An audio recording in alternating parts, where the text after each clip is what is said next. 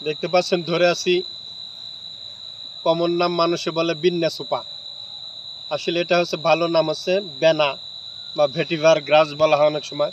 এর বৈজ্ঞানিক নাম ভেটিভারিয়া জিজানিওইডেস আগে ছিল, কিন্তু বর্তমানে এর নাম ক্রাইসোফগন জিজানিওইডেস। অর্থাৎ এই বেনা ঘাস যেখানে দেবেন এই সোপা সোপা ঘাস মাঠের ধারে বা প্রতির জায়গায়, খালের পাড়ে, নদীর ধারে বা নদীর তীরে কিন্তু এরকম সোপা সোপা ঘাস দেখা যায়। কিন্তু সাধারণত এই সময় এই ফুল হয়ে থাকে। এই বেনা ঘাসের পাখার কিন্তু নাম আমরা অনেকেই জানি বা শুনেছি।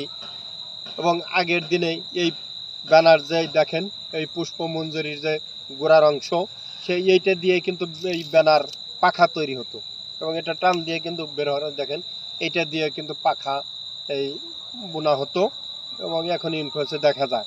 এবং ভেটেভার কিন্তু আয়ুর্বেদিক ওষুধে কিন্তু এর মূলটা ব্যবহার করা হয়। তাছাড়া এটি সয়েল বাইন্ডার হিসাবে, অর্থাৎ মাটি যদি কোনো জায়গায় যদি মাটির ভাঙ্গন হয় সেখানে কিন্তু এই বেনা গাছ থাকলে মাটির ভাঙ্গন রোধ হয়। এছাড়া এর বহুবিধ উপকার রয়েছে। চলুন তাহলে দেখি এর উপকারী দিক।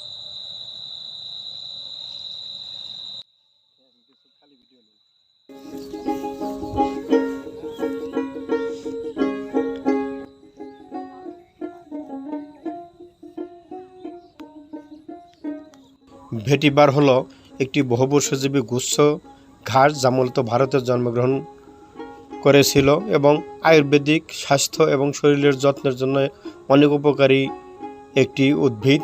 ভেটিভারের নামটি প্রাচীন দক্ষিণ ভারতীয় তামিল ভাষা থেকে এসেছে, যেখানে এর অর্থ হলো খনন করা মূল।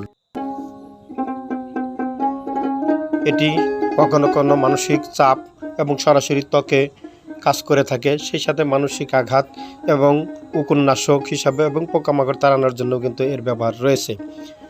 এটি আর্থ্রাইটিস, বাত ব্যথা, হুল ফোটা এবং পোড়ার জন্য অনেক সময় ব্যবহার করা হয়।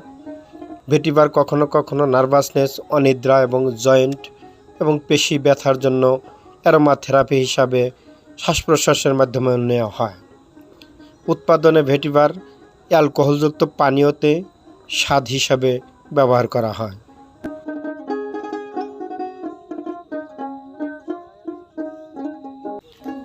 এছাড়াও এই উদ্ভিদ অ্যান্টিঅক্সিডেন্ট হিসাবে, প্রদাহ বিরোধী হিসেবে, ছত্রাক প্রতিরোধী, জীবাণুনাশক, যক্ষ্মা প্রতিরোধী, হাইপার গ্লাইসেমিক, হেপাটোপ্রোটেক্টিভ এবং নেফ্রো প্রোটেক্টিভ হিসাবে এই উদ্ভিদের প্রচুর ব্যবহার রয়েছে।